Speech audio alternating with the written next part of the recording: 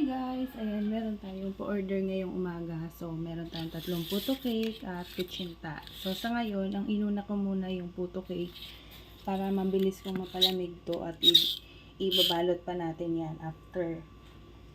And then, ito yung mga bilao ko, size 10. Ito yung aking egg whites at yung puto cake butter. Ayan.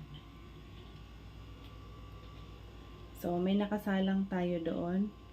Yan yung pangalawa. So, ito lang muna yung ginagawa ko. Mamayang hapon, pareho lang din ang order. Puto cake at kutsinta. So, tingnan nyo guys, ganito ako maglagay ng toppings. First toppings natin, maglalagay muna ako dyan ng salted egg. So, nakikita nyo naman yan sa mga live stream ko.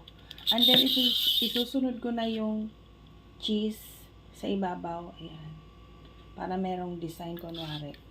And then, kapag malamig na, maglalagay pa ulit tayo ng pangalawang toppings natin na cheese. Mas maganda for me, yung hindi na chill na cheese. Yung normal lang ang temperature.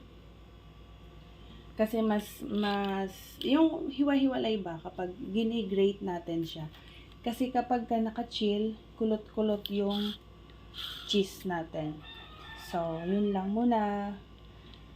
Wala muna tayong live dahil ngarag pa ang lola nyo.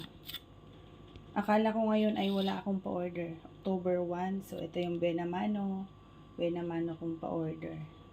Thank you guys. Thank you for your support sa YouTube channel ko at sa mga videos, shorts, and live stream. Bye!